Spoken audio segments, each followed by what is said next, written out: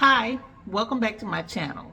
Today I want to discuss 5 ways to get started as a real estate investor when you don't have any money and you have less than perfect credit. Number 1, consider a joint venture or a partnership. And this is actually how I got started as a real estate investor. Although I had great credit, I did not have the cash needed to close on our first property.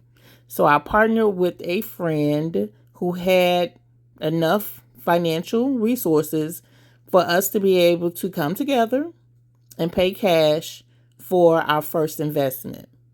So my contribution to it was I owed him 50% of the total cost of the property, which I was able to pay back in 60 days. And in the meantime, I was the expert as far as demolition and renovation, and I also put some sweat equity into the deal, meaning my labor. So this is definitely an option for you to consider. Find someone that has good credit or find someone that has the capital that you trust and do everything in writing and legal, and the two of you come together, or if it's more than two of you, come together and partner or create a joint venture. The advantages to a joint venture or partnership is that you will be able to leverage the financial strength and credit of your partner or partners by allowing you to undertake projects that will be impossible by yourself. Now let's talk about disadvantages. You will have to share profits and decision making. So finding someone you trust and someone who's actually interested in doing that can be somewhat challenging. Again, make it legal. Option number 2 is owner financing. This is something we've done as sellers, where we have financed properties to buyers when the buyer does not have the credit to qualify for a bank loan. This works for us as sellers because it defers our capital gains taxes, and that's something that you'll have to research on your own. But as a buyer, you can approach a seller about them financing the property themselves. You will have to agree to a down payment, interest rate, length of the loan. Another option is wholesaling.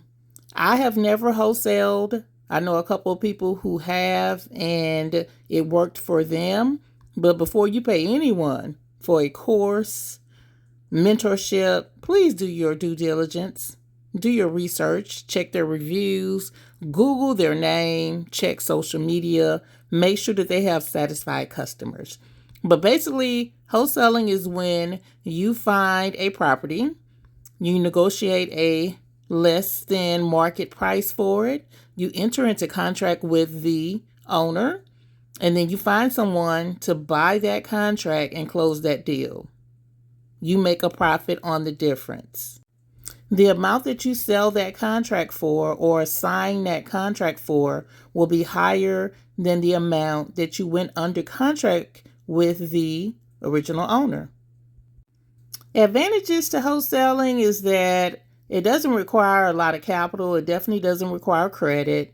And it gives you an opportunity to get in the real estate game and an opportunity to build capital quickly.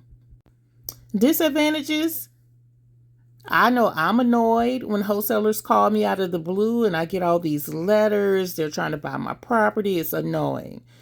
And it's highly competitive.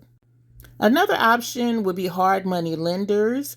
And these are lenders that provide short-term loans based solely on the value of the property, more so than your credit worthiness.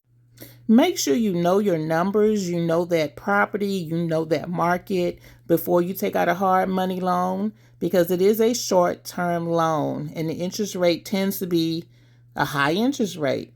But it is an option if you don't have the credit or the cash to get traditional financing.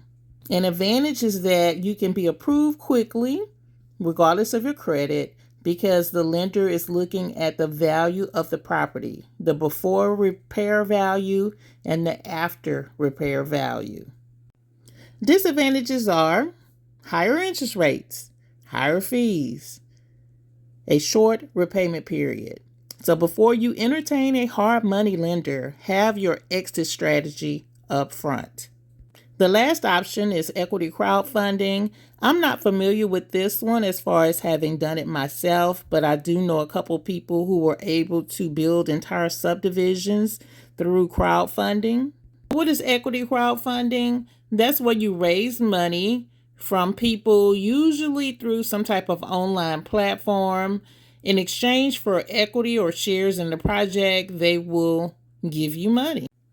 Fundrise is a popular crowdfunding platform that I know a couple of real estate investors they use. There's also another platform called Realty Mogul. But as with everything, please do your due diligence and do your research and talk to investors who have used those platforms or who have crowdfunded for their projects. The advantages to crowdfunding is that you will have access to a large pool of potential investors. It doesn't require your credit because the investors are going to make their decision based on the merit of the project itself. Disadvantages are you must have a compelling pitch to convince these investors to invest their money with you. Another disadvantage would be regulatory requirements. They are very demanding because you are raising funds through the public, so expect a lot of paperwork and compliance on a government level. So there you have it. You can still invest in real estate even with no money and bad credit. Each method requires creativity, diligence, and strategic planning. If you found this video helpful, please like and subscribe so I'll know what type of content to continue to produce so that you're able to join me as a real estate investor.